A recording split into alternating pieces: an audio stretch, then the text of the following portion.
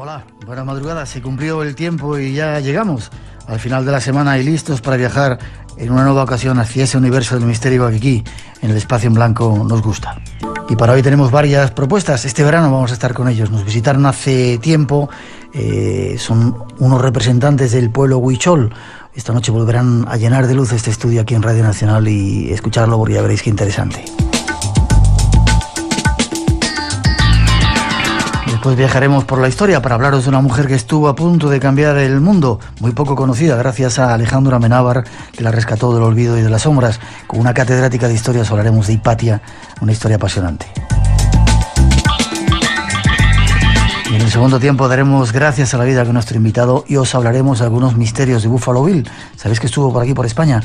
Ya veréis qué historia más curiosa. Será una emisión intensa que deseamos que disfrutéis en este verano español. Y comenzamos enseguida, nos vamos a México, donde estaremos, seguramente en este mismo instante estaremos haciendo rituales mágicos y secretos con los huicholes. Vamos a descubrirlos.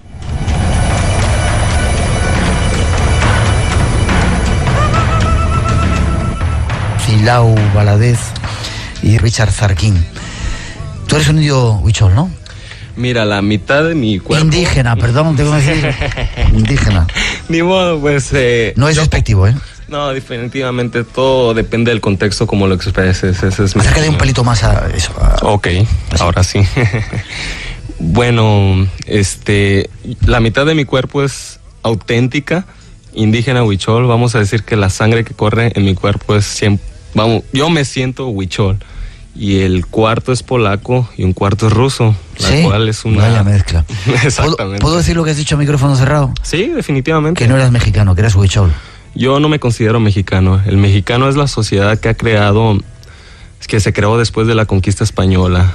Y simplemente es un término completamente diferente, porque nosotros como huicholes tenemos un entendimiento sobre la tierra que no se compara para nada con lo que la sociedad mexicana, como lo expresan ellos, vamos a decir. Ya. Curioso. ¿Dónde estáis localizados los huicholes? Mira, nosotros estamos localizados en 4 estados. Estamos localizados en el estado de Nayarit, Jalisco, Zacatecas y Durango. Es una sección donde los 4 estados se unen y estamos en las montañas de la Sierra Madre Occidental, muy escondiditos, y es por eso que nunca llegaron los españoles a conquistar. ¿Nunca llegaron? Nunca. Somos una de las pocas culturas en México que ha conservado las tradiciones, la cultura, pero sobre todo la lengua. Y solamente quedamos 8,000 en el mundo. ¿8,000? 8,000 personas. He leído en Facebook, en internet, que eran 43,000 los huicholes que quedaban. Quizás sí puedan ser 43,000, pero vamos a decir solamente 8,000 viven en los lugares de orígenes. Ya la mayoría de las personas que migran a las ciudades son personas que simplemente se han olvidado de la vida espiritual y se han convertido en materialistas, vamos a decir. ¿Tú dónde vives? Yo vivo exactamente donde tengo mi estudio de arte, es en Santiago Ixcuintla, Nayarit. Es aproximadamente a 4 horas al norte de Puerto Vallarta. Estoy 4 días de la semana ahí y 3 días en Sayulita, que es un lugar pequeño pero turístico también ahí mismo en el estado de Nayarit. Luego hablaremos de... Estáis tratando de abrir ese mundo vuestro para que la gente lo pueda visitar, ¿no? Sí, definitivamente. Luego hablamos con Richard, que nos va a contar un poco eso. ¿Cómo definirías a los huicholes? ¿Quiénes sois? Mira, en general, los huicholes somos unas personas que estamos relativamente conectados con la tierra. ¿Todavía? ¿Hoy? Todavía. Lamentablemente, ya con la influencia del mundo moderno, vamos a decir, el alcohol, para ser específico, ha sido una de las cosas que ha estado destruyendo nuestra cultura. Tal es la razón por la cual llevo yo 3 años sin ingerir ni siquiera una gota de alcohol. Pero afortunadamente hay personas como yo que de menos están haciendo un cambio y están tratando de mantener la cultura viva a base del arte y aprendiendo lo que es la misma cultura, ¿no? Ya. ¿Tú te dedicas? Sí, puedes hablar. José Miguel está aquí, puedes hablar. Estoy aquí, agazapado. Sí. No, yo sabes lo que pasa, que yo siempre he admirado mucho vuestra tradición, ¿no? Yo tengo un amigo que aprecio mucho, ¿no? Huichol, y es el que me enseñó, porque yo creo que una de las tradiciones más importantes vuestras es precisamente el uso adecuado de las plantas de poder, ¿no? Porque Pero no lo digo en el sentido morboso, sino en el sentido místico de las plantas de poder. Luego vamos a hablar de ello, si te parece que lo tenía ahí preparado. Para mí es un tema apasionante. Genial. Hay una cosa que he leído también en internet respecto a determinados rituales que hacíais los indígenas huicholes en el momento del parto.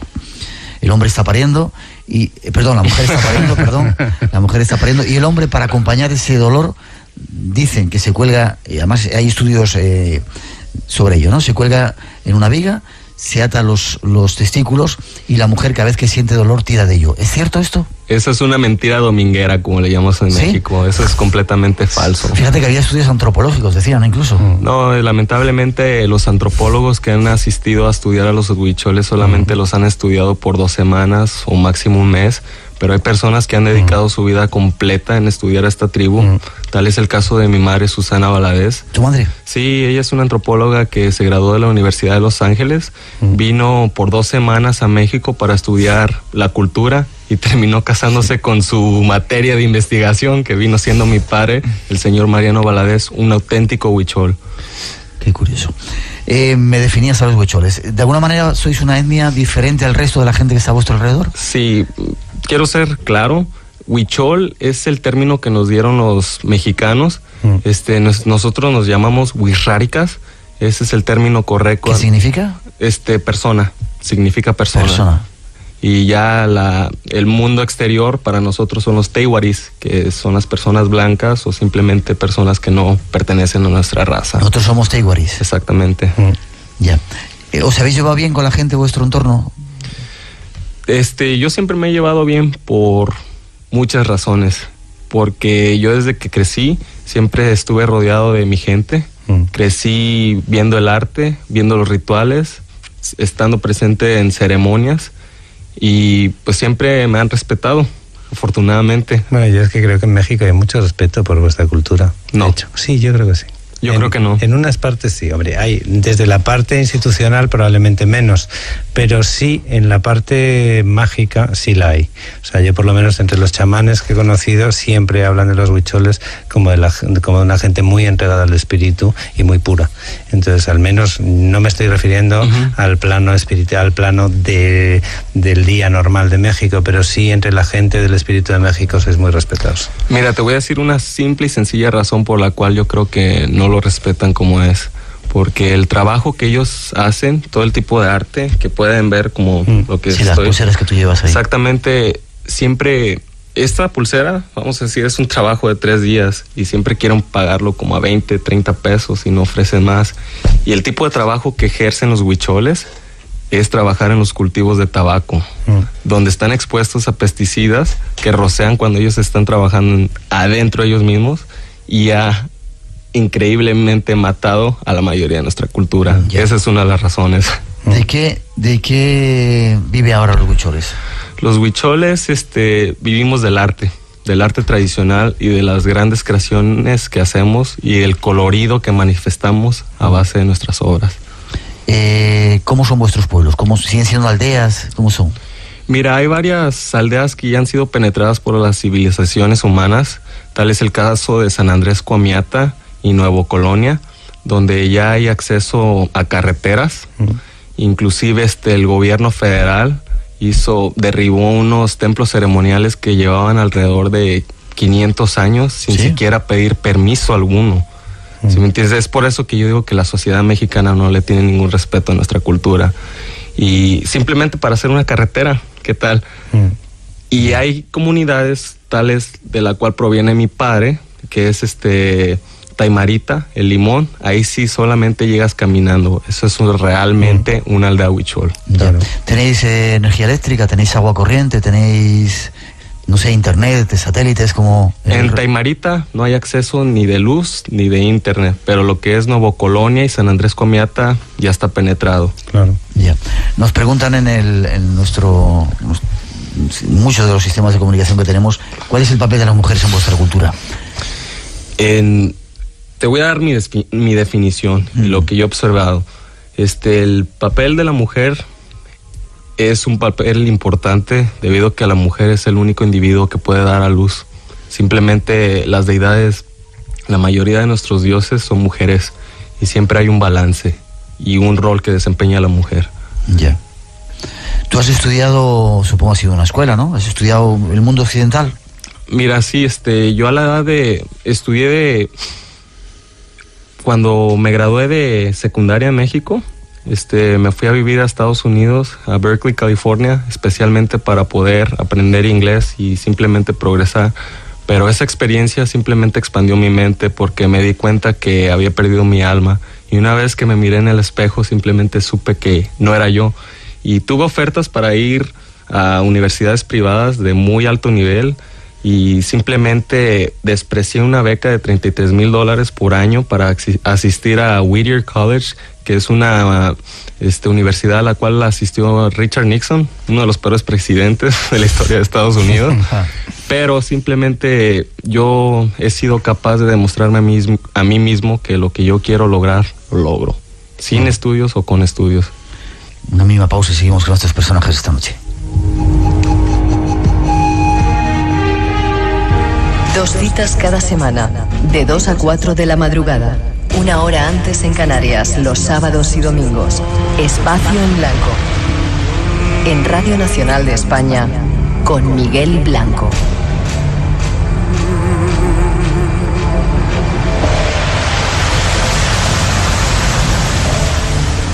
Seguimos adelante. ¿En qué creen los indígenas huicholes? He leído aquí que su religión consiste en 4 principales deidades: maíz, águilas, ciervos y peyote. ¿Es cierto? No solamente en eso, son de donde sacaste esa fuente, se le olvidaron incluir los 5 elementos, que viene siendo la tierra, fuego, aire, viento y espíritu, que es el elemental. Y es el elemento invisible. Pero ahí está. ¿No dejasteis que llegara la cristianización, los cristianos, que os metieran nuestros dioses, que os evangelizaran, ¿no? Sois un pueblo que os habéis mantenido un poco en ese sentido bastante puro. Mira, hay ciertos pueblos que ya han sido penetrados. Inclusive la lengua se comenzó a escribir después de que las personas evangelizadoras comenzaron a traducir lo que eran los rezos en huichol, y pues sí ha habido invasión. Ya. ¿Seguís creyendo todavía en esos 5 elementos y en esos deidades que te he comentado? ¿Me puedes especificar bien lo que quieres saber, por favor? Sí, si seguís creyendo todavía en el maíz, en las águilas, en los ciervos, en el peyote, en el sol. Definitivamente, no es solamente eso, sino es la naturaleza en general. Es todo. ¿De verdad estáis tan cerca de ella como...?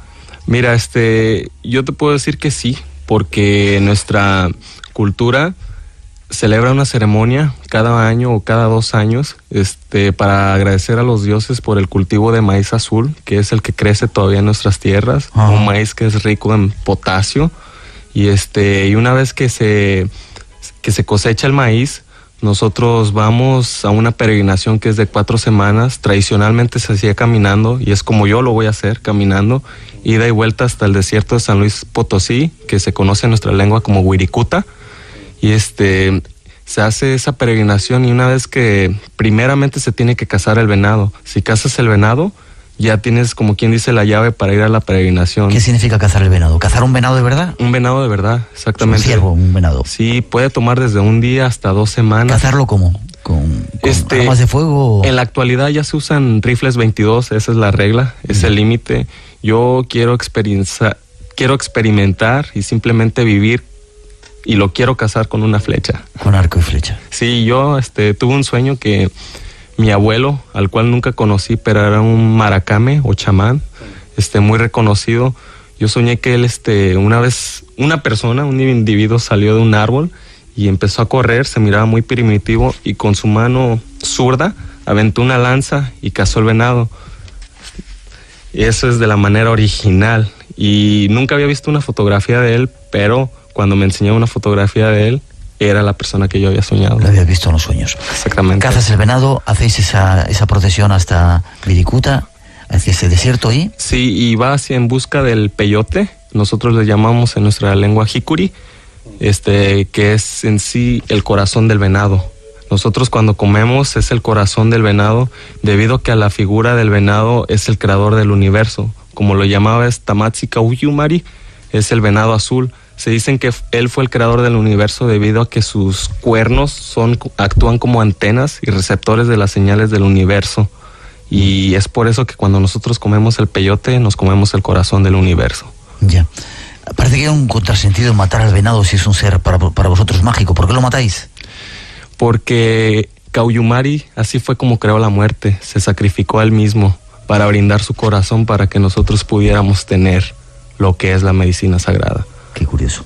Hablemos un poco del venado azul. Está Richard ahí esperando para contarnos, y yo estoy deseando que nos cuente también historias. El venado azul, el peyote, ¿qué significa para vosotros? Dices que es el corazón del venado. Es la llave para acceder a lo que realmente es la tierra. Te olvidas de la materia, te olvidas hasta de ti mismo, pero estás consciente que estás en un lugar, estás viviendo algo mágico, no alucinas, porque simplemente miras todo detalladamente, miras cómo respira la tierra, miras los colores que están ocultos. Nosotros cuando nacemos con todo, nacemos libres, pero conforme va pasando el tiempo, nosotros mismos nos vamos poniendo cortinas en nuestra vista, y eso simplemente te deja acceder a lo que realmente es el mundo. ¿Lo utilizáis muy a menudo el peyote? Mira, yo la última vez que lo utilicé tenía 11 años. Y 11 años. 11 años. ¿Desde entonces no lo has usado? No lo he utilizado porque para mí no es la manera de divertirme. Yo solamente, la próxima vez que lo utilice va a ser así, cuando haga mi peregrinaje de 4 semanas y vaya y yo recolecte y que me encuentre él. Así sí.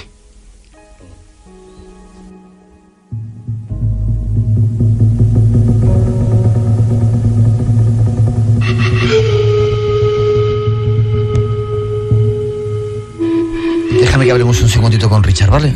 Definitivamente. Luego retomamos contigo.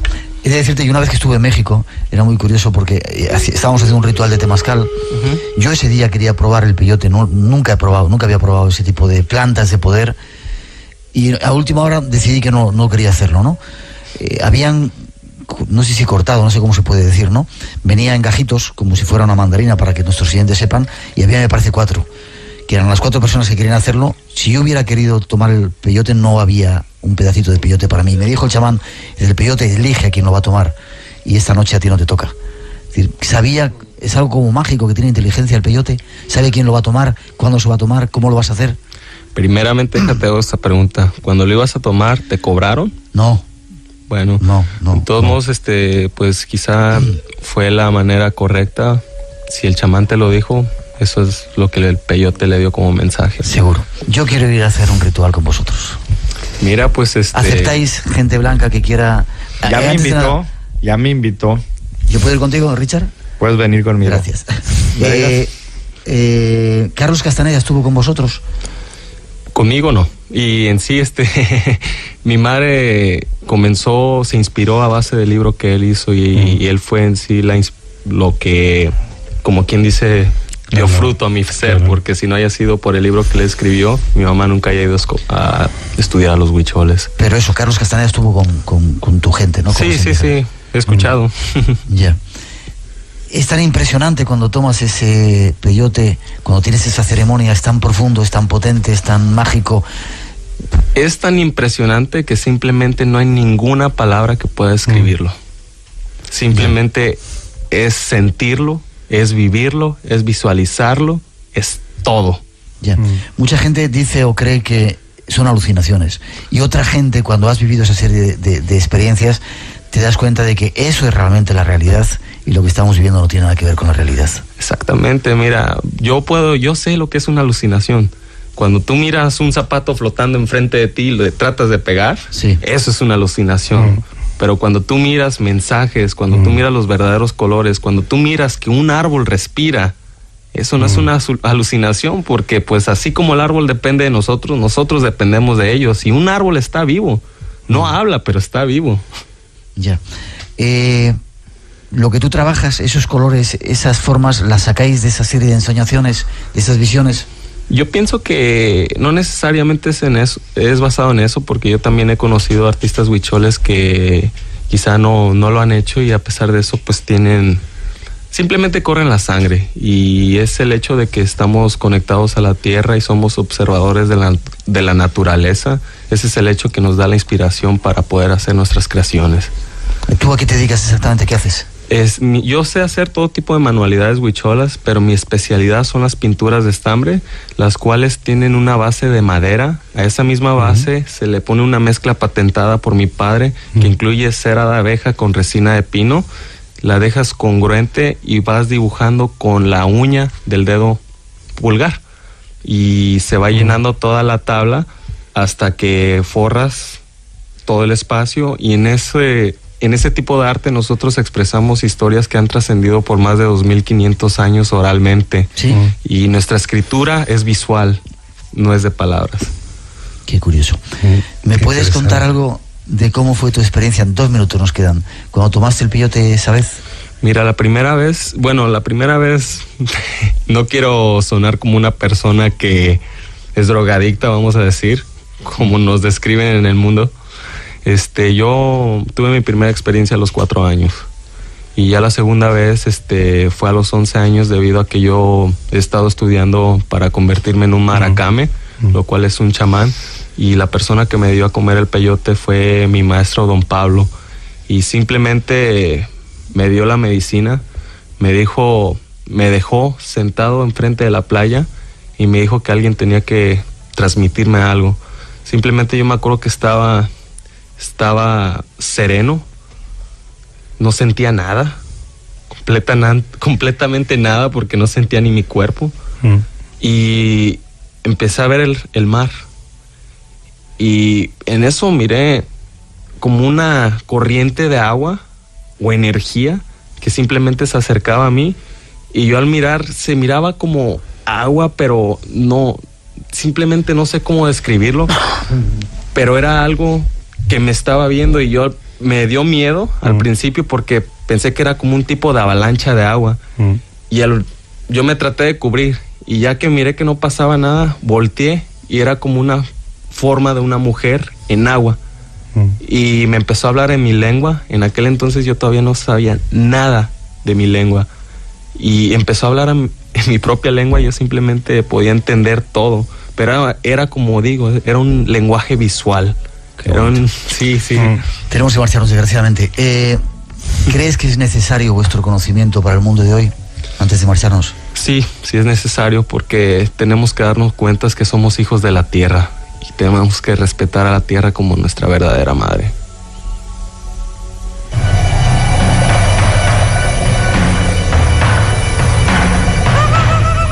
Un placer que hayáis estado aquí.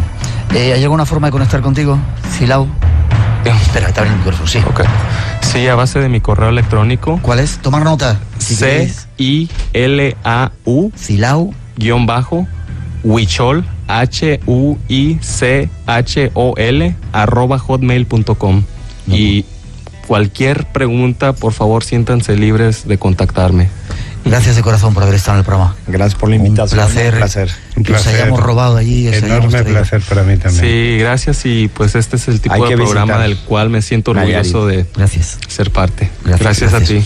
Guardarnos una placita. Yo quiero ir a ver esos animales, quiero ir a ver a los huicholes, quiero estar allí con vosotros y participar. Y ahorita también tenemos aves migratorias. El área de San Blas del Puerto es el segundo lugar más importante en Norteamérica para aves migratorias. ¿Nos vamos mañana, dices? Nos vamos mañana. Gracias. Nos vemos.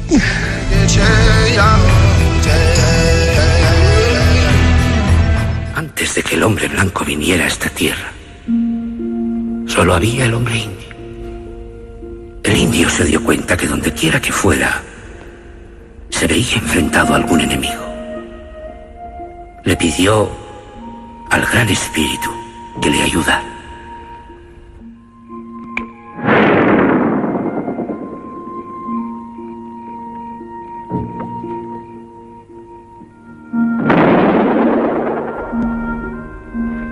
Tú nos has dado muchas cosas, padre, dijo el indio al Gran Espíritu.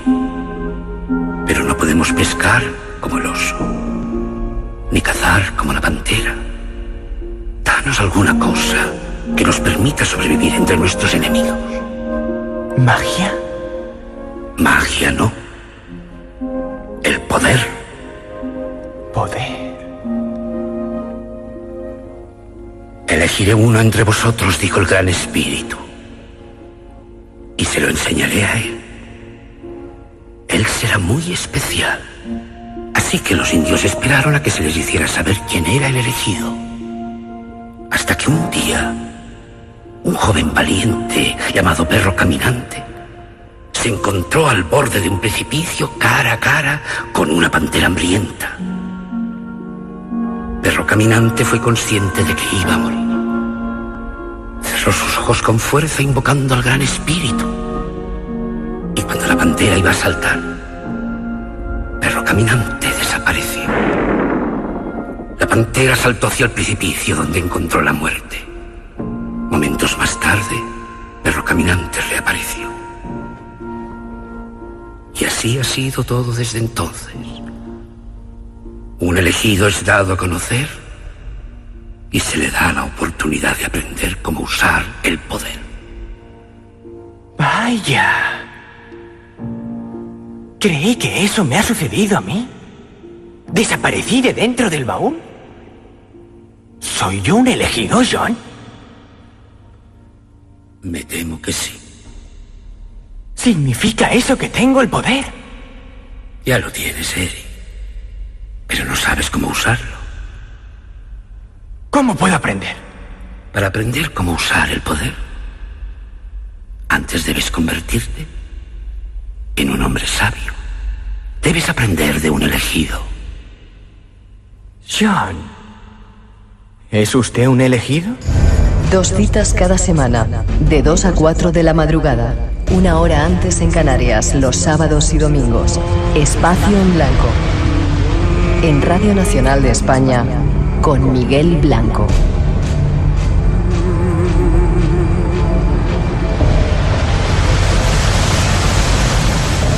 Historia de la Universidad Complutense de Madrid. Has estudiado en París, en Roma, en Oxford, en Harvard. Casi nada, ¿no? Bueno, pero cuando uno se dedica pues a trabajar de documentación del Mediterráneo, pues es necesario viajar, ¿no? Para encontrar esa documentación que en España no tenemos, ¿no? ¿Eres muy empollona? Sí, me temo que sí, que para estudiar esto hay que tener mucha vocación, sí. Ya. ¿Y aprobabas todo bien? Sí, también es necesario para trabajar en esto, hay que tenerlo claro desde el principio, de que el objetivo es tener una muy buena calificación para poder conseguir becas, para poder salir al extranjero. Ya. ¿Y Clelia, qué nombre tan bonito? ¿Qué significa Clelia? Es una de las heroínas romanas de los primeros tiempos de la historia de Roma. Fue una de las que consiguió salir de la captura de los reyes etruscos y, a pesar de haber escapado, pues por encontrar un vado en el Tíber, volvió de nuevo al campamento etrusco donde estaba siendo prisionera para poder rescatar al resto de sus compañeras. ¿Y lo consiguió? Sí, lo consiguió y además se ganó el respeto de los reyes etruscos. Qué chulo, qué nombre tan bonito. Esta es nuestra invitada. Preparados, vamos a la historia, a buscar datos de este personaje desconocido que se está volviendo a la vida a través del cine.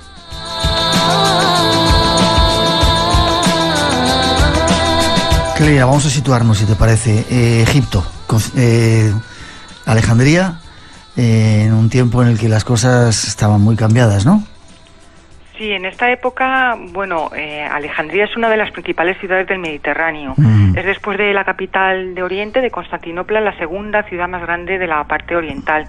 Allí tenían la sede pues los principales órganos administrativos del imperio. De allí salía el grano para abastecer a la capital. ¿Del imperio egipcio te refieres? No, del imperio romano. Estamos en época ya de finales de la época romana, casi a la caída del imperio. Lo que ocurre que en Oriente pues duró un poco más, ¿no? Y entonces de allí salía todo el grano para abastecer a la capital, a Constantinopla, y luego también pues era un foco intelectual, bueno, el foco intelectual más importante del momento, con una intensa vida cultural, con grandes intelectuales paganos y cristianos, una escuela filosófica que rivalizaba con la Academia de Atenas, sus médicos eran muy afamados, sus poetas fueron contratados por todas las cortes del imperio. Era, pues, como digo, una ciudad de una intensa vida cultural. ¿Ya estaba la biblioteca? Sí, la biblioteca fue construida en época de los Lágidas, es decir, tras la muerte de Alejandro Magno, los sucesores de Alejandro griegos, la época de los Ptolomeos, ¿no? El primer Ptolomeo, a la dinastía a la que pertenece Cleopatra, fue el que construyó la gran biblioteca de Alejandría y ordenó con envió un edicto a los reyes de toda la tierra, pues que enviaran manuscritos para poder nutrir esa biblioteca, que muy pronto consiguió muchos volúmenes, tantos que hubo que hacer una biblioteca adicional que se denominaba la biblioteca hija, que es la que estaba construida en el Serapeo. La biblioteca principal era la que tenía sus recintos cerca del museo, llamado así porque estaba dirigido a las musas, ¿no? Que son las patronas de las ciencias y de las artes. ¿Cómo era la vida en aquel tiempo, Clelia? Pues sobre todo era en Alejandría hay una gran vida cultural y un gran intercambio, porque es uno de los grandes focos, por ejemplo, de creación teológica. Allí nos encontramos, a diferencia de lo que ocurre en Occidente, pues con grandes pensadores cristianos que son los que van a conformar la teología cristiana, y al mismo tiempo pues es la sede de los principales cultos paganos que todavía tenían persistencia, y triunfaban en el mundo cívico, ¿no? En las grandes ciudades del momento, como Roma, como Antioquía, como Éfeso. Esto a nivel religioso, pero como digo, a nivel cultural, pues era uno de los grandes focos de creación, sobre todo matemática y astronómica. Ya, cuando hablas de culto pagano, mucha gente ha oído hablar de pagano y parece que es un término peyorativo. ¿Qué significa eso? ¿Era una religión?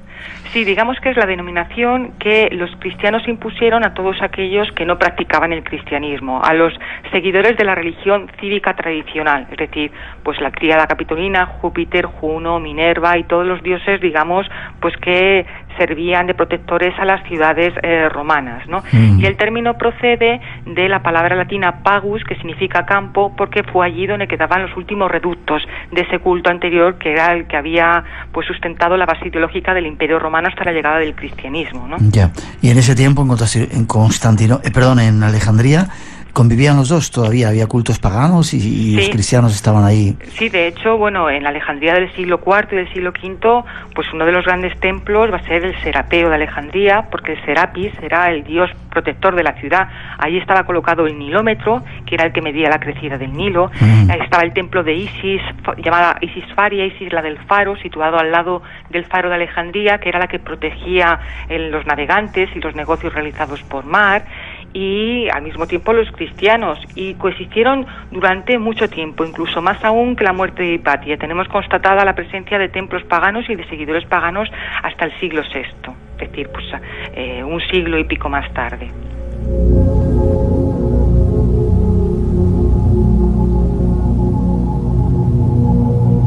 En todo este desarrollo social surge la figura de Hipatia. Antes eran importantes las figuras de las mujeres en esa sociedad, o estaban relegadas también, como muchas otras culturas y muchos otros tiempos? Pues efectivamente, como dices, en esta época tanto paganos como cristianos estaban convencidos de que el sitio más adecuado para la mujer era su propia casa. La cocina. Sí, cuidar a la prole, controlar las tareas de los esclavos familiares si tenían esclavos, y todo para que su esposo, pues libre de las complicaciones de la vida cotidiana, pudiera atender las actividades públicas.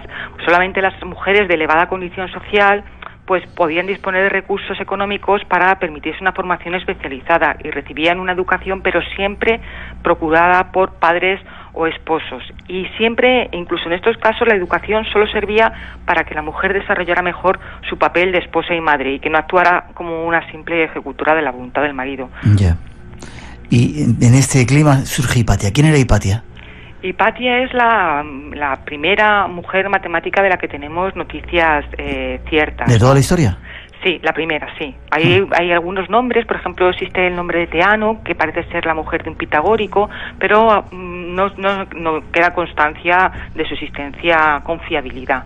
Como digo, pues de la primera de la que queda recogido su nombre y sus aportaciones en las fuentes históricas posteriores. Y no fue una gran creadora en este campo, en el ámbito de las matemáticas y la astronomía, porque en esta época Alejandría no es una época de gran creación, sino sobre todo es una época en la que lo que se practica son los comentarios de las grandes obras de la astronomía y las matemáticas de la época de los Ptolomeos, precisamente. Pero estos comentarios son también muy importantes porque su función era pedagógica. El objetivo era facilitar a los alumnos pues poder comprender nociones muy complejas como las matemáticas. Pero incluso en estos comentarios Hipatia demuestra demuestra que fue una matemática excepcional, porque hay comentaristas mediocres y en cambio ella incorpora nuevas ideas que mejoran las teorías originales. Yeah. Pero además quería también recordar que Hipatia no solamente es astrónoma o matemática, sino que sobre todo las fuentes resaltan su labor como filósofa, ¿no? Una disciplina que en este periodo estaba muy unida a la astronomía, porque la astronomía se consideraba como la más científica de las iniciativas filosóficas. El mundo, estoy recordando estando en Alejandría, el mundo egipcio había desaparecido absolutamente.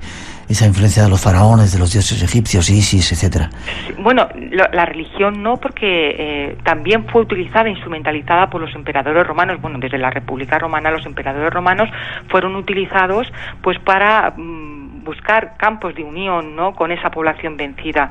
Pero tras la muerte de Cleopatra, pues si recuerdas, con Julio César ya todo el Egipto pasa a ser anexionada como provincia romana y pasa a ser gestionada por la administración del Imperio Romano. Entonces, a partir de esta época es un periodo de dominación romana que durará 4 siglos. Lo que ocurre es que a partir del siglo IV, cuando se desgaja todo el Imperio Romano en 2 partes, la parte occidental con capital en Roma, la parte oriental tiene como capital Constantinopla y Alejandría y todo Egipto pasa a depender de esta segunda capital. ¿Cómo se nota que eres profesora? Que bien lo explicas. Ay, muchas gracias. Espero que piensen lo mismo mis alumnos. Alguno te estará escuchando, seguro. Te iba a preguntar, anteriormente había habido una religión que era el culto a la diosa, con advocaciones lunares y sobre todo a la diosa. De repente llegan los romanos y parece que instauran el culto al contrario, masculino, el culto al dios Sol. ¿Cómo cambia la concepción del mundo, verdad? Sí, pero cambia mucho para que todo siga como está.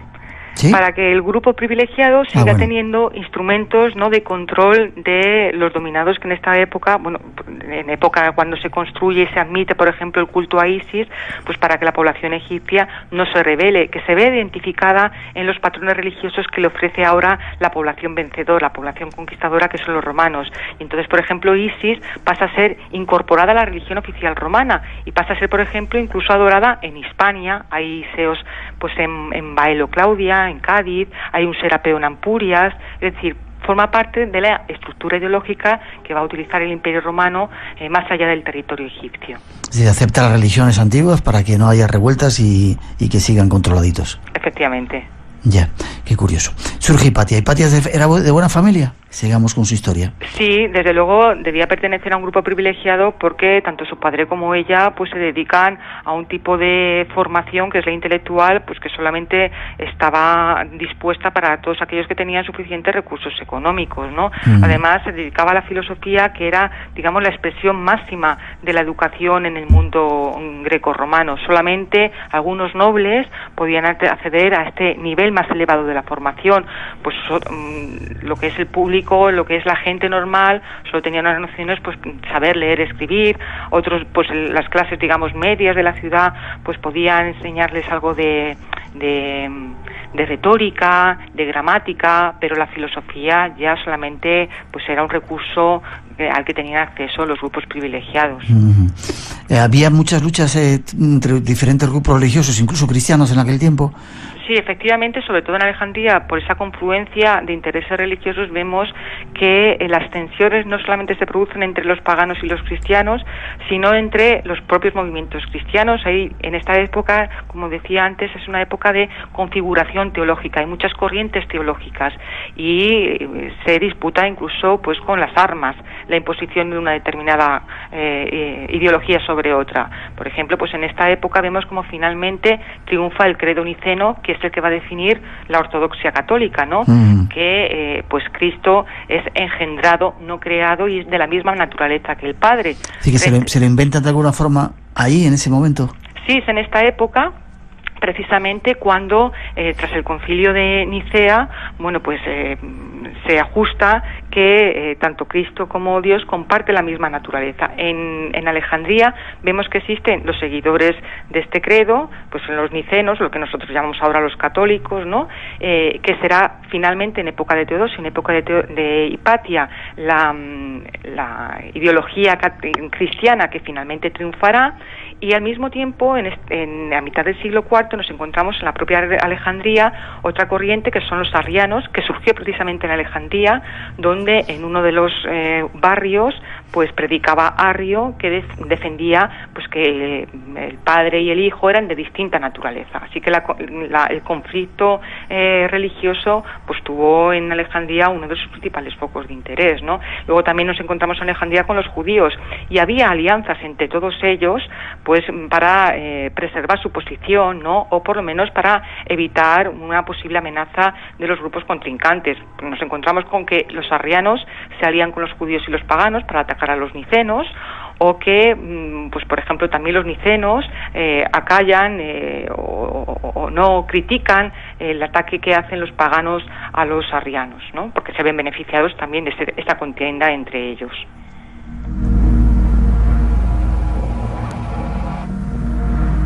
Es curiosa la historia, Clelia, cómo se escribe, ¿no? A golpe quizá de poder, de diferentes corrientes. Quien más poder tiene, más... no sé si por la fuerza o de otro tipo, son los que se van manteniendo e imponiendo al resto, ¿verdad? Sí, efectivamente, y en Alejandría es un buen ejemplo de ello. Ajá. Porque es escenario de ese juego de relaciones que es no religioso, sino sobre todo político, y la muerte de Hipatia no fue consecuencia de la lucha entre paganos y cristianos, o por lo menos esa no fue la causa profunda, porque lo cierto es que tras la muerte de Hipatia, paganos y cristianos van a seguir conviviendo. Hipatia va a ser más bien víctima de ese conflicto de intereses, de la rivalidad política. Ya, te iba a preguntar por qué muere, por qué eligen a ese personaje y acaban con él. ¿Porque era mujer? ¿Porque era filósofa? ¿Por qué? No, sobre todo porque Hipatia, como decía, pues va a ser una pieza clave en ese juego de intereses, ¿no? Sobre todo Orestes, el prefecto imperial, lo que pretendía era mantener la estabilidad de la ciudad, la paz de la ciudad. Y aunque hay que recordar que era cristiano y católico, pues esa paz pasaba por tener una tolerancia o mantener buenas relaciones con el resto de los grupos religiosos, tanto paganos como judíos. Entonces, la ambición del obispo Cirilo, que era católico, pues pretendía preservar y garantizar su posición de privilegio en la ciudad. Y Orestes no tiene otro remedio que buscar el aislamiento del patriarca. Ofrece su apoyo a los cristianos, se aceptan como mediador de Hipatia, y también pues de los paganos y de los judíos. Se trata en definitiva de conformar un grupo de presión con objeto de aislar a Cirilo. Hipatia, como decía, pues va a ser fundamental porque es un negociador estupendo, gozaba de un gran prestigio y reconocimiento como filósofa, y en esta época los filósofos servían, por ejemplo, de embajadores entre ciudades o ante la corte. Además, no se había comprometido activamente en la defensa del paganismo, pues era una pagana pues no recalcitrante como otros compañeros suyos. Mantenía muy buenas relaciones con la corte imperial, es decir, con la propia capital. Así que pues era una buena opción, como decía, pues para negociar con los cristianos y con los paganos. Y de hecho las fuentes cristianas posteriores reconocen, bueno, pues que Hipatia fue víctima de los celos políticos de Cirilo, y su muerte fue el acto final del enfrentamiento entre el poder civil de Orestes y el religioso del obispo. Ya. ¿Y quién la mató? ¿Los cristianos? ¿Cómo cuentan un poco la historia? Sí, la mataron los cristianos, no sabemos exactamente qué grupo, pero por medidas posteriores, medidas legislativas posteriores, los historiadores hemos deducido que tuvo que ser un grupo denominado los parabolanos, que era un grupo laico, es decir, pues eran miembros de la congregación que dependían directamente del obispo y que normalmente se utilizaban para servicios de asistencia hospitalaria. Como tenían que trabajar en el hospital, bueno, pues se trataba de individuos de una gran corpulencia física, y desde luego, como es un trabajo pues nada agradable, porque tenían que pues estar en contacto con enfermos, contagiados, infecciosos, y recogiendo los cadáveres, pues se supone que eran individuos de baja extracción social, y por lo tanto un instrumento muy manipulable en manos del obispo. De hecho, pues lo va a utilizar precisamente en todas sus contiendas. Va a ser el instrumento con el que resuelva las disputas que mantiene con el gobierno o con otros grupos religiosos, no solamente en Alejandría, sino fuera de la ciudad y fuera de Egipto.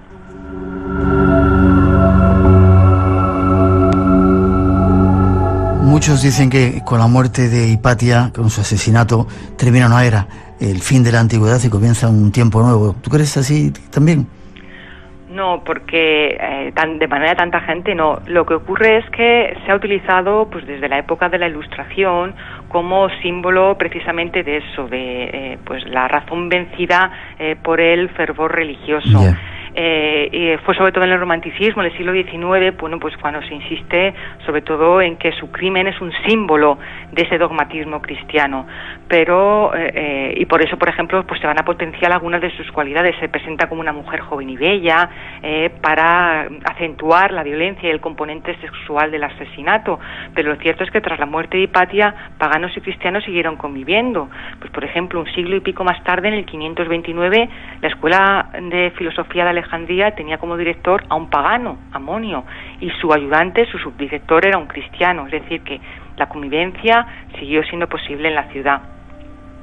Qué curioso. No queremos entretenerte mucho más. La historia se repite. Quizá esta situación que se vivía en aquel tiempo, siglo IV, siglo V, se siga viviendo en la actualidad. Desde luego vemos cómo, como ocurre en el siglo IV y en el siglo V, pues la religión es un instrumento de los poderosos que puede ser utilizada para manipular a otros grupos o sobre todo pues mantenerse, como decía, en una posición de privilegio, para poder pues dominar o para poder imponerse ante otros grupos de presión política o otro determinado tipo de acción política. Vemos que en eso, desde luego, pues la cosa no ha cambiado mucho, ¿no? Ya. Quien no conoce su historia está condenado a repetirla. Yo creo que por eso es importante rescatar la historia antigua, bien con una película y sobre todo pues haciendo posible que la historia antigua como disciplina enseñada a las universidades se vea como una materia que sigue siendo útil para la vida cotidiana, ¿no? Y es cierto que la historia la escriben los vencedores y que a veces no tiene nada que ver con la realidad. El caso de Hipatia es un ejemplo, porque, por ejemplo, como decía, las fuentes que nos revelan su muerte y lo acontecido en la época, en la Alejandría de la época, son fuentes cristianas. No solamente para el caso de Hipatia de Alejandría, sino para todo lo que es la persistencia del paganismo en el siglo IV y V, solo podemos reconstruirla a partir de la versión cristiana, a partir de la versión de los vencedores.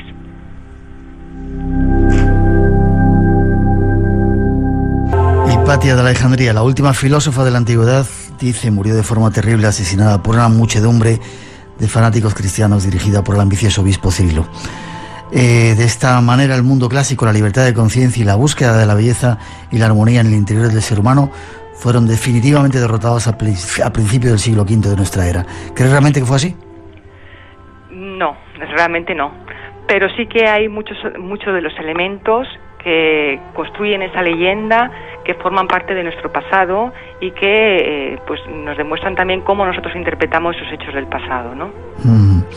Muchas gracias, Clelia. Nos has dado una lección de historia, nos has abierto los ojos y quien quiera más puede buscar tu libro, editado en... La Esfera de los Libros. La Esfera de los Libros. ¿Más información dónde podemos dar? ¿Tienes alguna página web, algún...? No. Bueno, yo creo que en La Esfera de los Libros aparece lo que es el resumen de la obra y cualquier posibilidad de contacto conmigo. Bien, pues ha sido un placer. Espero verte por Málaga, que sigas dando clase y que sigas haciéndonos aprender historia. Ay, ojalá nos veamos pronto, gracias. Y ahora es que sí, y igual te fichamos para que nos cuentes cosas de historia. Si quieres, estamos buscando un historiador que sepa contar la historia como tú. Ay, pues trato hecho. Sí, un beso fuerte, sí. Clelia, te veo prontito. Igualmente, hasta Gracias, luego. Hasta luego.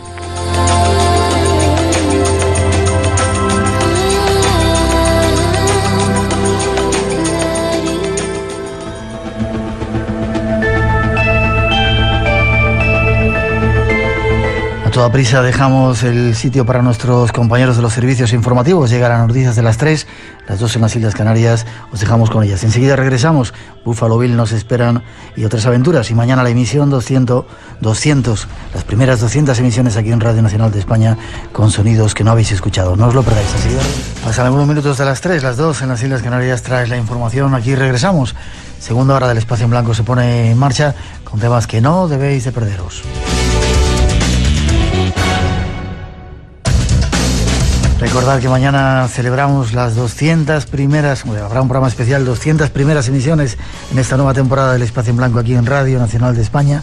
Y si vosotros lo queréis, serán muchísimas más. Llevamos casi 3 décadas hablando de misterio. Fuimos el primer programa en España que lo hicimos a nivel nacional y ahí seguimos todavía contando historias y sobre todo buscando respuestas cada día con más oyentes, cosa que nos gusta en todas las partes del mundo. Las gracias a todos. Y será una edición especial, esa emisión 200 con paisajes sonoros que no habéis escuchado por la tierra de los faraones, no os lo perdáis. Pero por ahora seguimos, hay 2 temas, vamos a dar gracias a la vida, pero antes os vamos a contar historias de Buffalo Bill, que según dicen estuvo por España, ya veréis. ¿Cómo estás? Aquí andamos, muy bien. Redactor jefe de la revista Historia de Iberia Vieja, y te dedicas a desentrañar eso, historias raras que hay por ahí, quizá desconocidas, o el otro lado de la historia, ¿no? Sí, hay una sección mensual en la revista Enigmas donde tratamos de unir a una serie de personajes con una serie de lugares, ¿no? Y en este caso me apasiona siempre la figura de Buffalo Bill, llamado en realidad William Cody, y de aquel mundo mítico del salvaje oeste, ¿no? Ya desaparecido. Ya has desvelado el personaje. Ya se me ha escapado. Se te ha escapado, sí. Pero ¿por qué haces esto? Porque he visto muchas de las cosas que escribes y son realmente curiosas, ¿no? Sí, la verdad es que hay muchísimas historias desconocidas, sobre todo en España, ¿no? En nuestro país, porque claro, Buffalo Bill es un personaje universal, pero sobre todo conocido y su mito es explotado en Estados Unidos. Pero aquí en España no nos llega apenas nada sobre su vida, no hay apenas libros traducidos y demás. Pero me refería no solamente con Buffalo Bill, sino lo haces con otro mucho tipo de temas, ¿no? Sí. Naturalmente, no hay límites. Bueno, pues ponemos un poco de música y el personaje que os queremos desvelar es William Cody, el conocido como Buffalo Bill. Atentos, ya veréis qué historias.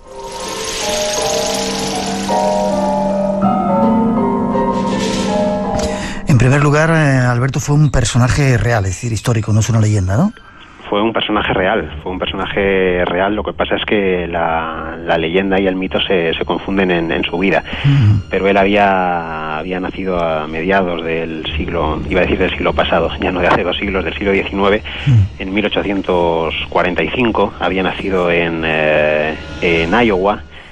Él fue huérfano desde muy temprana edad y hay una historia muy interesante sobre este tema. Su padre era un militante antiesclavista muy señalado y fue apuñalado en un mitin en el que precisamente defendía los derechos de los negros, de los esclavos negros, ¿no?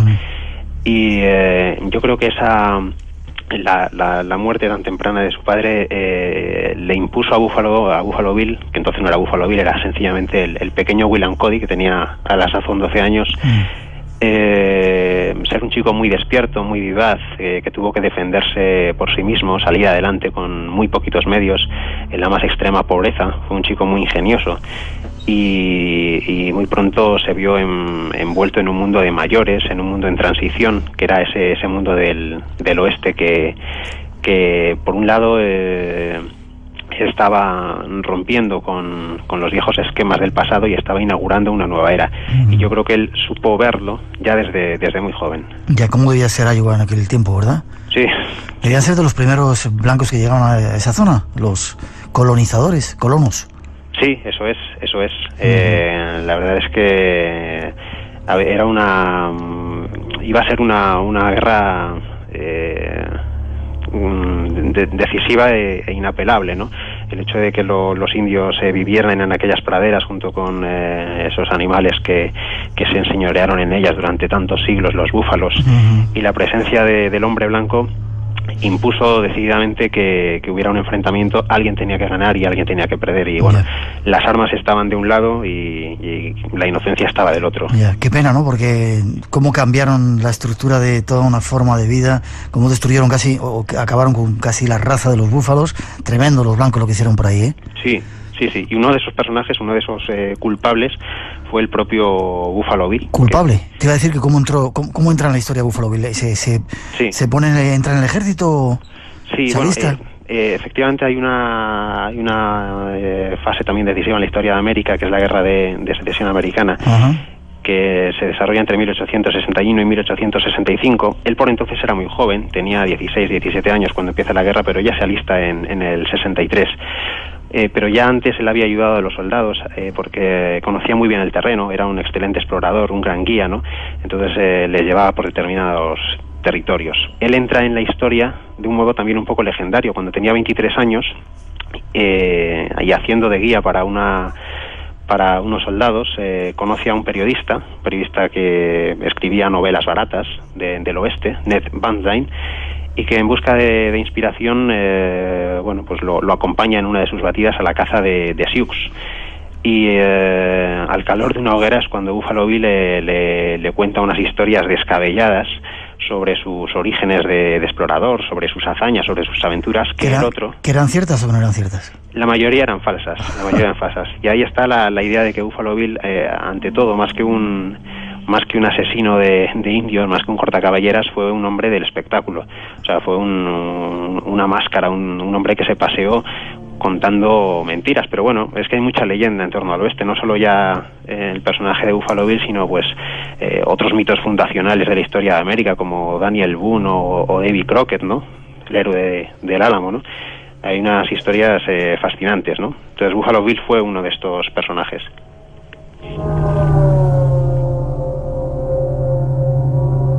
Personaje que no contaba siempre la verdad, ¿no? Empezó a contarle a su periodista su fama de cortacaballeras, ¿sí? Y efectivamente Ned Van Dyne, el periodista, publicó un libro con el título Buffalo Bill, Rey de los Fronterizos, que fue un... ¿Ya se llamaba a sí mismo Buffalo Bill o le bautizaron entonces? Le bautizó como Buffalo Bill, Ajá. Le bautizó el periodista. Fue, yo creo que el padre de la criatura, ¿no? Bueno, el otro estaba encantado, lógicamente. A Buffalo Bill estaba que se subía por las paredes, porque esto le abrió las puertas de la alta sociedad, y hizo que fuera conocido, y muy pronto eso lo aprovechó, ¿no? En su propio beneficio. Ajá, ¿y era un tío guapo y así como le ponen las películas de Hollywood, o no se sabe físicamente cómo era? Sí, se sabe, sí. ¿Hay fotos incluso? Sí, hay fotografías, hay carteles de su espectáculo más famoso, y sí hay fotografías. De hecho, en una fotografía, quizá una de las más famosas, aparece junto con esa cruz de la moneda que fue Toro Sentado. Ajá. Bien, si seguimos contando un poco la historia antes de pasar a ese momento en el que le da por el espectáculo. Siguen las praderas, ayuda al ejército como explorador y... Pues efectivamente, en ese momento y después de la guerra de secesión, en la que por cierto conocí a su futura mujer, que se llamaba Luisa Frederici, con la que no tuvo una relación muy estable a lo largo de su vida, y después de una serie de aventuras como jinete correo para la Pony Express y otras organizaciones, entra en contacto con una empresa de Kansas City, que es la Goddard Brothers, que lo contrata para aprovechar su buen ojo y su buen tiro. Era un excelente tirador. Lo contrata para matar búfalos, en la idea de que después de la guerra el gobierno ya consideraba que era una prioridad acabar con ese otro enemigo que era el indio, ¿no? El indio de las praderas. Entonces Buffalo Bill era un excelente tirador, conocía además muy bien el terreno, y la empresa esta, la Goddard Brothers, le pagaba $500 al mes por matar 12 búfalos diarios. Los descuartizaba y luego los cargaba en los vagones de la Kansas Pacific. 12 búfalos diarios. 12 búfalos diarios. Y $500 debía ser un soldazo en aquel tiempo, ¿no? Hombre, pues sí, no le iba mal la vida. Ya. ¿Se sabe si mató a muchos indios o solo es leyenda? No se sabe el número exacto de indios, porque como él exageraba muchísimo todo lo que decía, por ejemplo, llegó a contar que había recibido 137 heridas, ¿no? Cuando en realidad solo parece que en una ocasión le llegó a rozar una bala, ¿no? E igualmente también afirmó que había catado la sangre de centenares de indios, pero no hay ninguna constancia. Sí, él mismo también contaba que cuando era niño, cuando tenía 11 años de edad, había repelido un ataque de indios que habían atacado la caravana que él comandaba, porque ya desde muy pequeñito se dedicaba a estas tareas de guía. Y eso le hizo atribuirse el hecho de ser el matador de indios más joven de las llanuras. Pero sobre esto, conociendo al personaje, no se puede confirmar.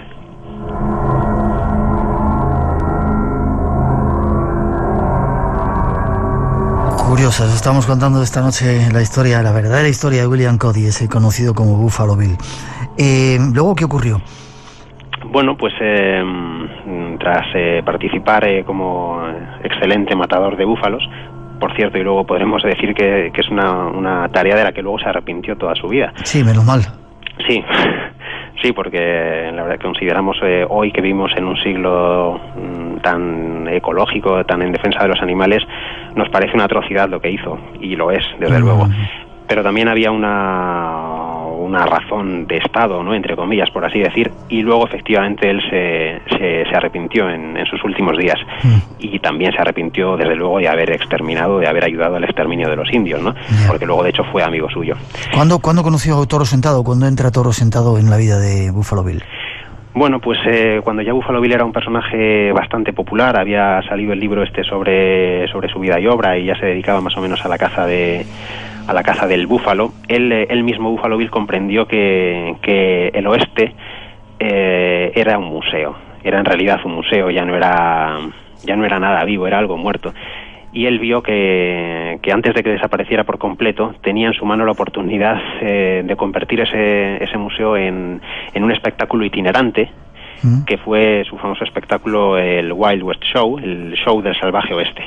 Por entonces esa idea que rondaba su cabeza pues no era nada, hasta que una vez más se pone en contacto con ese periodista que se había sacado de la chistera el personaje de Buffalo Bill, con Ed Van Dyne, que fue quien, pues le comentando un poco, le dijo, pues podíamos hacer un espectáculo con personajes reales, con personajes sacados de la realidad, con disparos de verdad, con animales de verdad, para que la gente, no solo ya en Estados Unidos, sino también en Europa, conozca lo que es el oeste, ¿no? Y fue entonces cuando ese tiempo que parecía perdido se recuperó a través de este espectáculo, y fue entonces cuando conoció a personajes tan representativos como Toro Sentado. ¿Y en Europa ya era famoso también, quizá por el libro que habían lanzado sobre él? En Europa, sí, efectivamente, en Europa era famoso más que por el libro, luego por el espectáculo posterior, que tuvo un enorme éxito en Estados Unidos. El hecho de que se representara al aire libre, en escenarios naturales, de que participaran más de 1.000 actores, ¿no?, en cada uno de estos espectáculos. ¿1.000 actores? Sí. Era una superproducción, ¿no? Era una Cleopatra del Oeste aquello.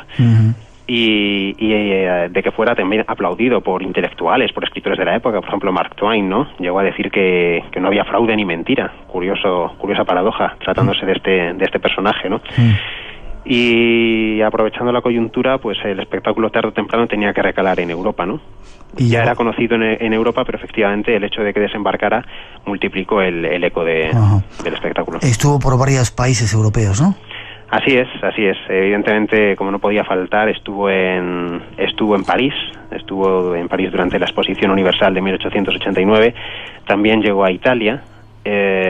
Actuaron también incluso en el Vaticano, donde, por cierto, se cuenta la anécdota de que los indios de la compañía no pudieron resistirse a reír ante los uniformes de la Guardia Suiza, ¿no?, que acompañaban al Papa.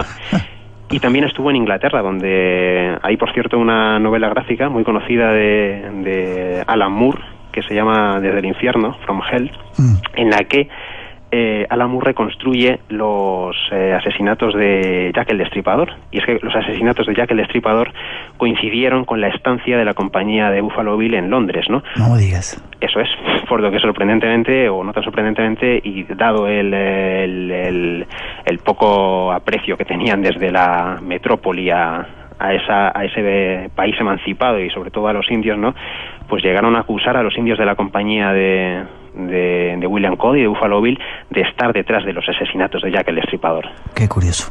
Por entonces ya Buffalo Bill había dejado de ser... era ya un poquito... Estaba metido en vicios, ¿no? Bueno, le daba la bebida. Le dio desde siempre a la bebida. Ajá. Era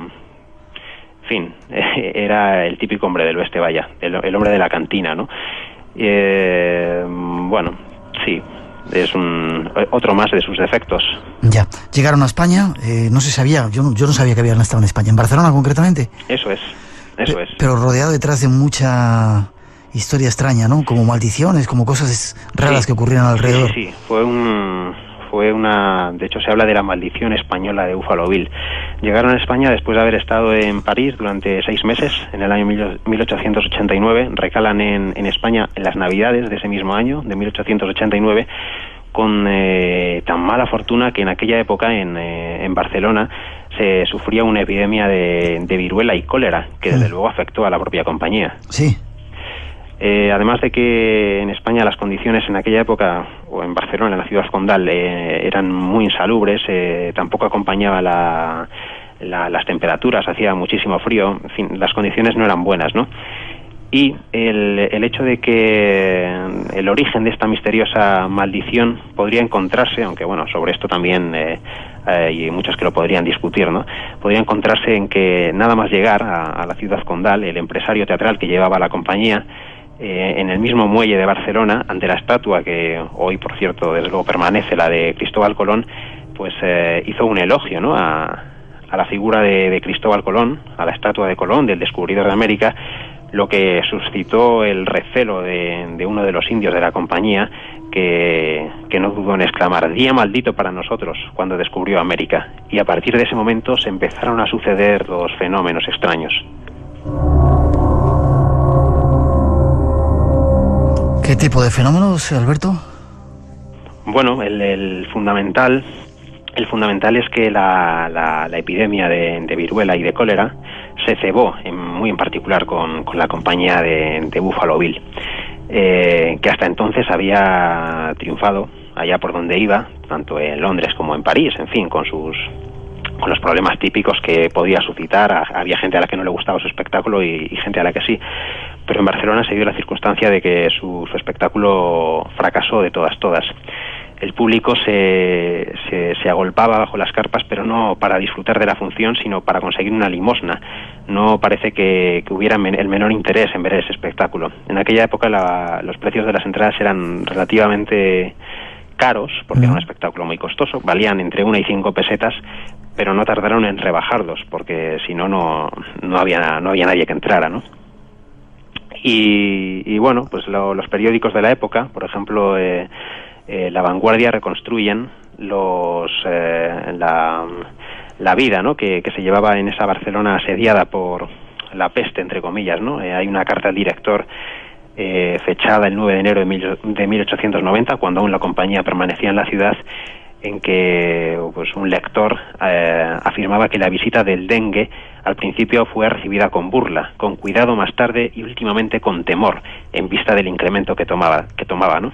Las administraciones habían quedado desmembradas, las reuniones poco concurridas, los cafés desiertos y, en fin, todos los sitios de recreo estaban hundidos. Fue quizá mala suerte lo que tuvo que afrontar la compañía de Buffalo Bill en aquella oportunidad. Ya. ¿Y se fueron sin pena ni gloria? Y se fueron sin pena ni gloria.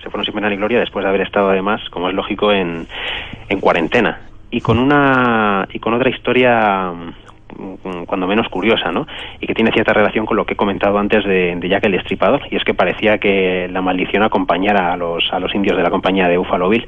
Sucedió que en la barriada barcelonesa de Gracia desaparecieron en extrañas circunstancias 2 niñas, al mismo tiempo que la compañía de Buffalo Bill se encontraba en Barcelona.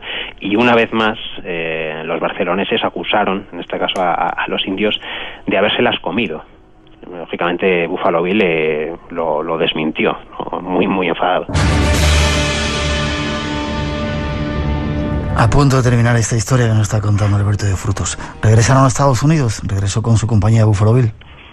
Sí, efectivamente, después de haber estado en Barcelona y después de haber afrontado la cuarentena, que no se levantó hasta enero de ese 1890, un mercante los llevó hasta Nápoles y ya continuaron la gira, y una vez más ya volvieron a Estados Unidos, donde, bueno, con más éxitos o más fracasos continuaron su gira.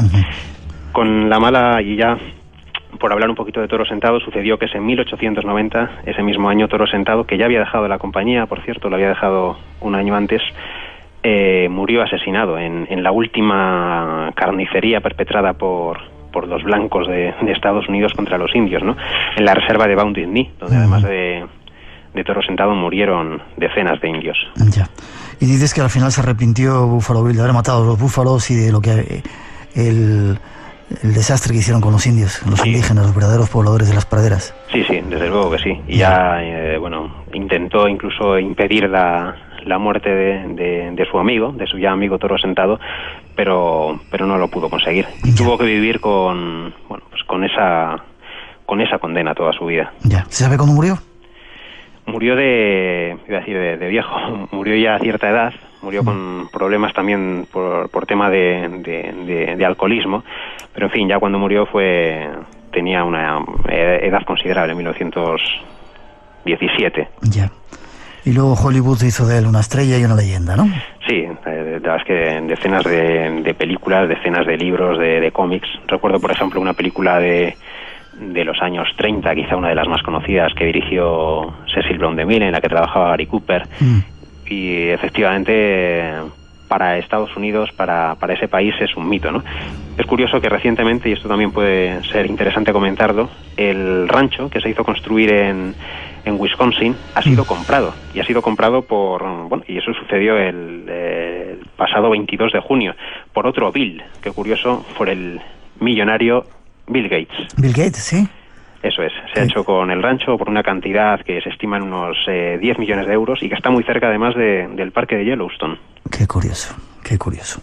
Sin embargo, Hollywood lo presenta como eso, una leyenda y un héroe. Sí, así es. Desde luego son expertos en Hollywood en hacer ese tipo de cosas, ¿no? Ya, a veces la historia no es como nos la cuentan, ¿no? Desde luego que no.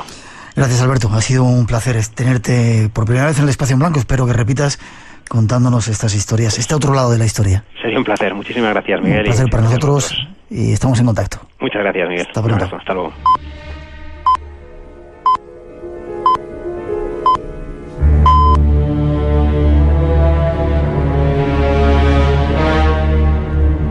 Si te gusta el misterio y lo desconocido, tienes una cita con nosotros.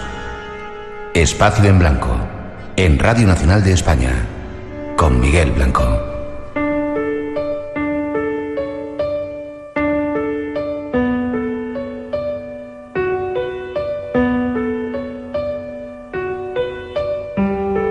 Y hay más, dejamos a Buffalo Bill por las praderas y hay quien dice que cuanto más agradeces, más tenemos para agradecer.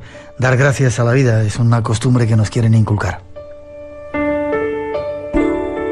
Y como queremos tener mucho y queremos que lo tengáis vosotros, ese va a ser nuestro próximo tema. Nos lo trae John F. de Martini, alguien que estuvo en nuestro programa y nos sorprendió. Escuchad. Llegado desde Estados Unidos, nos acompañará el doctor John F. de Martini, terapeuta que esta noche nos enseñará a dar gracias a la vida. Un nuevo tema que queremos presentaros. Será interesante. Ya solo nos queda saludar a nuestros invitados. Óscar Durán, ¿cómo estás? Hola. Oh, Miguel, ¿cómo estás? ¿Qué tal, Óscar? Muy bien, gracias. Gracias a ti por traernos a este personaje que ha llegado desde Estados Unidos. Desde Estados Unidos. ¿Tú cómo lo conociste, brevemente? Lo conocí en un seminario que realizó en España, traído por unos quiroprácticos, y me permitieron acceder a ese seminario, y ahí tuve el gusto de conocerla realmente. Yo hice ahí el seminario. ¿De dónde eres tú, con esa pinta que tienes de chino, de raro, mongol? ¿De dónde eres? Bueno, nací en el Perú. ¿Naciste en Perú? Sí, bueno, de por ahí tenías que ser. Bienvenido, gracias por traernos este personaje. Gracias, saludar sí. a Roger Fuchs, ¿cómo estás? Buenas noches. Hola, buenas tardes. ¿Lo he dicho bien? Sí, Roger Fuchs, sí, muy bien. Sí, sí. Argentino. Argentino de nacimiento, aunque sí. afincado en España. Sí, hace muchos años. ¿Y a qué te dedicas tú? Aparte de ser traductor, que veo que hablas inglés, joroba. Soy traductor, intérprete. Sí. Y nada más. ¿Y nada más? Suficiente. Casi nada. Y saludar a nuestro invitado principal, John F. de Martini. ¿Cómo estás? Buenas noches. Buenos días, buenas noches. Un placer que estés en nuestro programa, John. Thank you so much. ¿Eres doctor en quiropraxia? Yes, doctor of chiropractic. Sí, y aparte, autor de un libro que se llama Dar gracias a la vida. Yes, the book is definitely about giving thanks. Sí, el libro es sobre dar gracias a la vida, efectivamente. ¿Por qué te metiste en estos temas, John? Brevemente. In the United States, when I was born on a special day, Thanksgiving Day. En los Estados Unidos yo nací en un día muy particular allí, que es el Día de Acción de Gracias. And so I think it was my destiny in the stars to be involved in thanks. Y por tanto pienso que estaba escrito, estaba en mi destino trabajar con la gratitud. When I was a young boy, when I was 4, my mother put me to bed and she said to make sure you count your blessings and be thankful for life, because those that do are blessed. Yo recuerdo que mi madre, cuando me ponía a dormir todas las noches, cuando tenía 4 años, me dijo un día que me acostumbrara a contar mis bendiciones, todas las cosas buenas que me habían pasado durante el día, porque la gente que recordaba eso antes de irse a dormir iba a tener cada vez más cosas buenas que agradecer. When I was a teenager, I almost died. Y además, cuando era adolescente, casi muero. And when we come close to death, we get to the priority of life. Y cuando nos aproximamos a la muerte, obtenemos más claridad sobre cuáles son las prioridades en la vida. And when you come close to death, you realize that love and gratitude is most important. Y cuando estamos cerca de la muerte, nos damos cuenta que el amor y la gratitud son lo más importante. And so my book is about love and gratitude, the most important things in life. Y por eso mi libro es sobre el amor y la gratitud, las dos cosas más importantes de la vida. ¿Es el único que has escrito? ¿Es the only book you wrote? No, many other books. No, escribí varios otros libros. Yo lo he leído así por encima y es tremendamente interesante. De él hablaremos esta noche. John, ¿te gusta España? You like Spain? I love Spain. Me encanta. My wife is coming here in a few weeks just so we can spend more time. Mi mujer vendrá aquí a pasar un tiempo conmigo en unas semanas. Qué bien. My wife is named Athena Starwoman. Mi mujer se llama Athena Starwoman. She writes the horoscope for many magazines around the world. Ella escribe horóscopos para muchas revistas de todo el mundo. Será un placer conocerla. It'll be a pleasure to meet her. Yes. Vaya pedazo de voz que tiene el colega, ¿eh? Nice voice you have. Este es nuestro invitado. Después de esa introducción vamos a dar gracias a la vida, algo que seguramente tenemos que aprender a hacer. Esta noche está con nosotros, en nuestros primeros minutos para descubrirnos esas fuerzas ocultas, mágicas, que todos poseemos. Y de paso compartiremos nuestro tiempo e intentaremos aprender algo de su nuevo método. Escuchemos.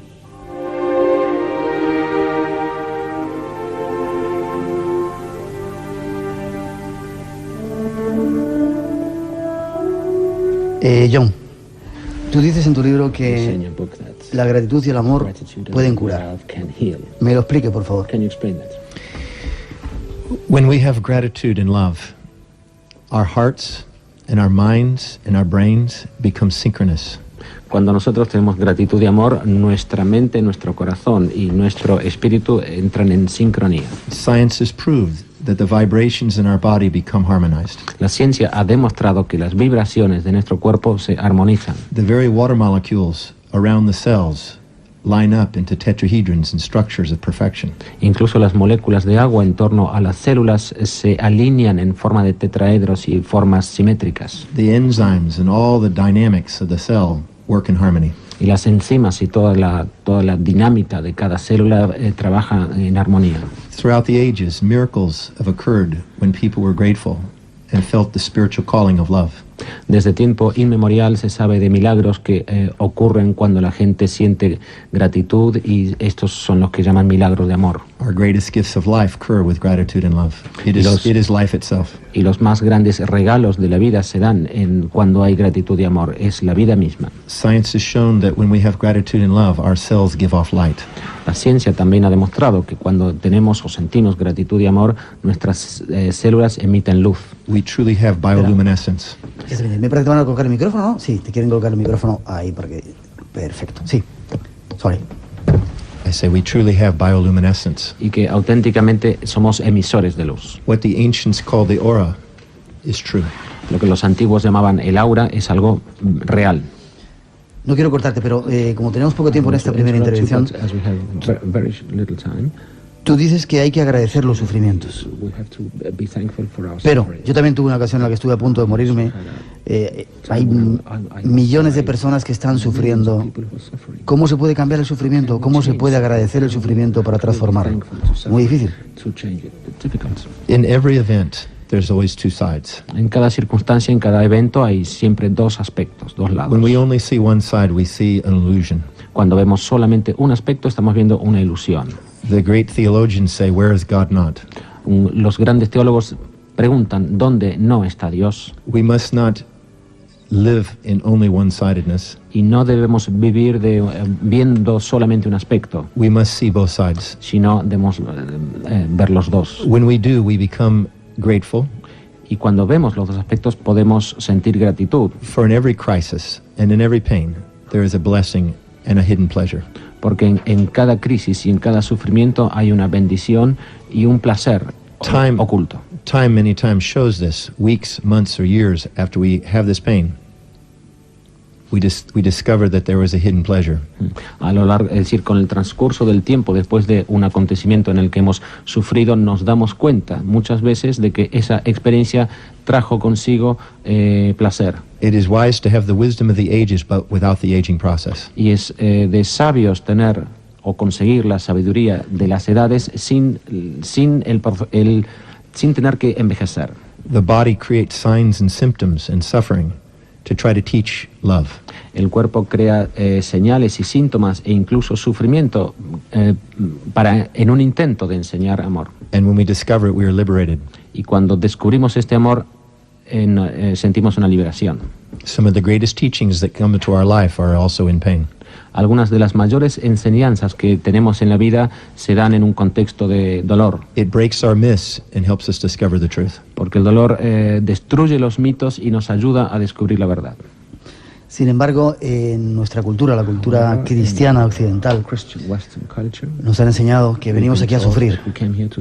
Pero un sufrimiento no para aprender, sino para pasarlo mal, porque esto es una especie de purgatorio. ¿Por qué es así? ¿Por qué no nos enseñan que las cosas son de otra manera? When we deny the presence of God and we do not experience Christ, cuando negamos la presencia de Dios y no experimentamos, no sentimos a Cristo, and we have a myth about our life, y cuando entretenemos un mito sobre nuestra vida, entonces es cuando sufrimos. But in the moment of grace and gratitude for life, pero en los momentos de gracia y de gratitud hacia la vida, the truth sets us free of this suffering. La verdad nos libera de este sufrimiento. We do go to the next. Y vamos a lo siguiente. And this is how we grow. Y así es como crecemos. From one level of myth and suffering to the next. De un nivel de mito y sufrimiento al siguiente. So we may remain our humbleness to divinity. Y así permanecemos humildes ante la divinidad. And when we learn to have humbleness to divinity, we end up with certainty for humanity. Y cuando aprendemos a tener esta humildad frente a lo divino, conseguimos la certeza ante la humanidad. And we experience the true Christian experience. Y tenemos una experiencia auténticamente cristiana. We must honor that challenge. Y ese reto, ese desafío debemos respetarlo. And know that it means that we've been given a gift of strength. Y saber que significa que hemos recibido el don de la fuerza. My greatest challenges and pains mis mayores retos y sufrimientos brought me my greatest turning points. Trajeron mis mayores evoluciones. If I denied them, I would deny my growth. Si yo negara esos sufrimientos, estaría negando mi crecimiento. En alguna parte del libro dices que todas las personas son nuestros espejos. Los demás sirven para ver lo que... Hace poco hablábamos de ello por ahí. In the studies of cosmology and physics, en los estudios de cosmología y de física, we now know that the seer, the seeing, and the seen are the same. Sabemos que la persona que ve, el objeto que ve, son la misma cosa. And we have realized through psychology, y a través de la psicología también nos dimos that cuenta reflective consciousness is the highest consciousness. De que la conciencia reflectiva es la conciencia más elevada. So when we see that what we see in others is ourselves, por tanto, cuando vemos o nos damos cuenta que lo que vemos en los demás está en nosotros mismos, we become liberated from our judgments. En ese momento nos liberamos o nos podemos liberar de nuestros juicios. And awaken to love. Y podemos despertar al amor. John, tú has inventado una cosa que se llama el proceso de colapso cuántico. ¿Qué es eso? In the study of physics, since I was 18, I've been studying physics, cosmology. Estudiando física y cosmología desde los 18 años. I discovered that in the quantum, which is light, y me di cuenta de que en la unidad que se llama cuanto, que es luz, which is made of waves, que está compuesto de ondas, that there was a principle called the collapse process. Hay un principio que se denomina el proceso del colapso. When you took two complementary opposites, like positrons and electrons, cuando coges dos opuestos complementarios como positrones y electrones, and you merge them together, y los fusionas, you birth light. Das sale luz. And I thought that maybe the light of physics might be the light of metaphysics. Y yo pensé que quizás esta luz física podría ser la misma luz de la metafísica. So I thought the emotions of man, y por tanto pensé que las emociones del hombre, both positive and negative, tanto las positivas como las negativas, if they were collapsed, they would birth light. Si se colapsaran, también crearían luz. So I've been working since I was 18. Entonces, desde los 18 años llevo trabajando con esto. On the cosmology of human consciousness. Con la cosmología de la conciencia humana. Y de una forma práctica, ¿cómo lo enseñas? ¿Cómo lo... How do you teach this? I have developed a methodology. He desarrollado una metodología, which is a series of questions, que es una serie de preguntas, that help you integrate your emotions, que nos ayudan a integrar nuestras emociones, and bring light to your body, y traer luz en nuestro cuerpo, and light to the mind, y a la mente. Because it's a science of gratitude and love. Porque esta es una ciencia de gratitud y de amor. We don't have to wait and hope and wonder. No tenemos que esperar y tener esperanzas y preguntarnos. To be grateful for events in our lives. Esperar a que venga la gratitud a nuestra vida. We now have a science. Porque ahora tenemos una ciencia. And it can bring us light and love. Que esta ciencia puede traernos luz y amor. It does take work. Lleva su trabajo. And thought. Y su esfuerzo, su pensamiento. But all great things came this way. Pero todas las cosas nacieron de esta forma. It's our natural tendency to love. Amar es nuestra tendencia natural. But what we do is we cover up the love. Pero lo que hacemos es tapar este amor, cubrirlo. With these positive charges or masks. Con cargas positivas or o negative máscaras, charges of masks. O cargas negativas. And they dissolve when they're merged together and collapsed. Y estas máscaras, estas cargas negativas o positivas se disuelven cuando son fusionadas. Einstein met a young man. Einstein conoció un hombre joven. Named Freeman Dyson. Que se llamaba Freeman Dyson. He's a great genius today. Él actualmente es un genio. He said consciousness. Y él dijo que la conciencia was a cloud of charged particles of light. Es una nube de partículas cargadas de luz. So the laws that govern the physics of these particles. Y por tanto las leyes que rigen la física de estas partículas. I have now certain that they govern our consciousness. Tengo también la certeza de que también rigen nuestra conciencia. So the collapse process is a secret of awakening consciousness. Por tanto, el proceso del colapso es una forma de despertar la conciencia. ¿Somos lo que pensamos? Are we what we think? Without question. Sin ninguna duda. Our consciousness, when it becomes grateful, nuestra conciencia cuando se llena de gratitud, it rises and vibrates to higher spheres. Se eleva y vibra en una esfera más alta. Atmospheres. En una atmósfera más alta. Spheres of the soul. En una atmósfera del alma. So we are all truly celestial. Entonces todos somos auténticamente celestiales. In our true nature. En nuestra verdadera naturaleza somos. Temporarily having a earthly experience. Y temporalmente tenemos una experiencia terrenal. But our true spirit. Pero nuestro auténtico espíritu. Is not global, but astronomical. No es solo global, sino astronómico. Our true presence. Nuestra auténtica presencia is a particle of light of God. Es una partícula de la luz de Dios. ¿Cómo sabemos si estamos en el camino? Si es que hay un camino. If we have to ask the question, si debemos plantearnos esta pregunta, we're not in our heart. Es porque no estamos saliendo basados en nuestro corazón. We are not with certainty and presence. Y no tenemos la certeza y la presencia. So we can continue to refine. Y entonces podemos seguir refinándonos. The collapse process el proceso del colapso brings you certainty and presence. Nos trae esa certeza y Where esa questions presencia dissolve. En la que las preguntas se disuelven. I like to call questions. A mí me gusta hacer preguntas. Charged particles or ions. Es decir, las partículas cargadas o iones. On a quest for alchemy of love. Son también una búsqueda para una alquimia del amor. So when there is a perfect synthesis in alchemy, y por tanto, cuando existe una síntesis perfecta en la alquimia, we have certainty, no questions. Ahí tenemos la certeza, y cuando hay certeza no hay preguntas. And love is the answer to all questions. Y el amor es la respuesta a todas las preguntas. ¿Estamos destinados a hacer realidad nuestros sueños? Are we destined to make our dreams reality? ¿Condenados a hacerlo realidad? Condemned to make them reality? Our innermost dominant thoughts nuestros pensamientos internos más dominantes become as our outermost tangible reality. Se convierten en nuestra realidad tangible externa. Most of us are not paying close attention to what our thoughts are about. Son muy pocas las personas que prestan mucha atención a sus pensamientos. Becoming awake y que se despierten. Is becoming commanding of the thoughts. Pero despertarse es asumir el control de los propios pensamientos. And therefore the breath of life. Y por tanto del aliento de la vida. Te iba a preguntar que 3 consejos para despertar. Para la gente que está en ese o intenta estar en el camino. Before they get up in the morning. Antes de levantarse, de salir de la cama. And enter into this world. Y entrar en el mundo cada mañana. And before they go to bed. Y antes de acostarse a la and noche, enter into another world. Y entrar en el otro mundo. Think about what they're truly grateful for. Piensen en aquellas cosas por las que pueden sentir gratitud. If you're grateful.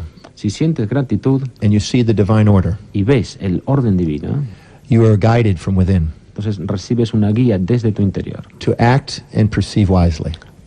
que te permite actuar y percibir las cosas con sabiduría. So gratitude is the gateway to the heart. Por tanto, la gratitud es la puerta al corazón. And inside the heart comes inspirations and guidance. Y dentro del corazón hay inspiración y orientación. If we help other people do the same, si ayudamos a otras personas a hacer lo mismo, our light and our inner guidance grows strong. Nuestra luz y nuestra guía interior también se fortalece. And the last thing, y lo último, is to look in the mirror. Es mirarte en el espejo. And be grateful for your own creation. Y dar gracias por tu propia creación. Be thankful to God for the creation. Dale gracias a Dios por haberte creado. These are 3 things that are wise. Son 3 cosas sabias. John, nos llegan preguntas. Parece que la nueva era o la espiritualidad solamente es para gente rica. Maybe they come from the United States because the United States is in the learning process. Quizás vengamos de Estados Unidos porque es un país que está en un proceso de aprendizaje. Because we teach best what we want to learn most. Porque enseñamos lo que más necesitamos aprender. And maybe because they're expensive. Y son caros, quizás. Maybe because we haven't become clear yet and simplified. Quizás porque no hemos llegado a la claridad y a la mayor sencillez todavía. Maybe the simpler and clearer we become. Quizás cuando tengamos más claridad y sencillez. Maybe the simpler the fees. Quizás los honorarios, los precios serían más simples también, más sencillos. Cada uno cosecha lo que ha sembrado. Eso es una regla de oro. Everybody reaps what they sow. Is that a golden rule? Yes, what our dominant thoughts are become our reality. Sí, como decía antes, nuestros pensamientos dominantes se convierten en nuestra realidad. And when we see love around us, y cuando vemos amor a nuestro alrededor, we're able to give love around us. Ahí podemos dar amor a nuestro alrededor. And when we do, we also see more of it and receive more of it. Lo hacemos, podemos ver más amor y recibir más amor. Yes, I think the golden rule is the golden light of the sun revealed to us.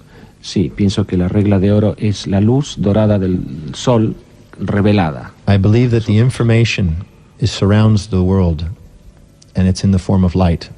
Pienso que hay información que rodea a todo el planeta y en forma de luz. And we look and give an example of the sun as the gold.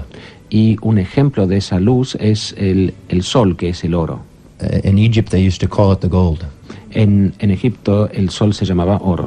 And so the truth of love revealed is the light of gold. Y por eso la verdad del amor revelada es la luz del oro. So when we sow the light of gold and love, por tanto, cuando sembramos la luz del oro y del amor, we receive enlightenment, love and the gold. Recibimos iluminación, el amor y el oro. We deserve to be prosperous. Merecemos ser prósperos. We actually serve the Creator most by example and by shining and acknowledging. Servimos más a nuestro Creador por medio del ejemplo y por medio de crear. We serve the world more by shining than we do by shrinking. Y servimos al mundo mejor brillando que encogiéndonos. We deserve to be of great worth. Y merecemos ser de una gran valía. And humbleness is the secret to developing it. Y la humildad es el secreto para desarrollar esta valía. And until we acknowledge our worth, no one else will. Y mientras no reconozcamos nuestra propia valía, nadie más lo hará. Let's be grateful for this. Por tanto, debemos tener gratitud por esto. Y estamos, para finalizar, condenados a ser felices. Are we condemned to be happy? En este planeta, en este mundo, como decía Richard Bach, que le nombra en algún sitio. As Richard Bach said.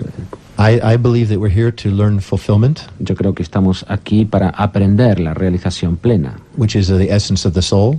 Que es la esencia del alma. And it will have times of happiness. Y habrá momentos de felicidad. And sadness. Y tristeza. The sadness will break our myths. La tristeza romperá, destruirá los mitos. Our happiness will rejoice our truths. Y la felicidad dará más alegría a nuestra verdad.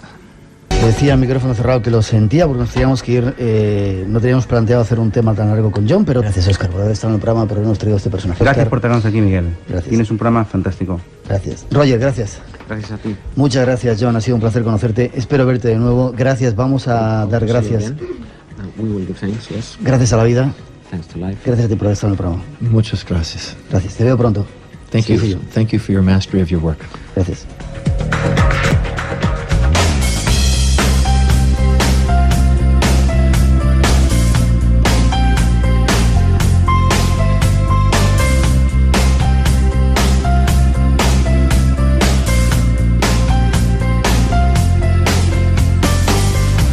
agradeciendo a la vida todo lo que nos da, sobre todo también por estar aquí a estas horas compartiendo con vosotros. Nos vamos, un placer que hayáis querido acompañarnos y compartir esta edición del Espacio en Blanco.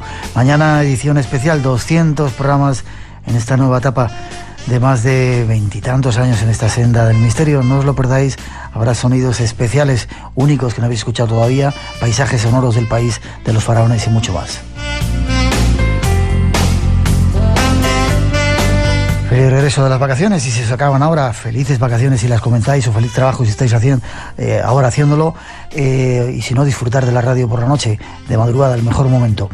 Os dejamos con el resto de nuestros compañeros aquí en Radio Nacional de España, y hasta las 4 os dejamos con un poquito de nuestra mejor música. Cuidaros, os esperamos mañana, nos vemos.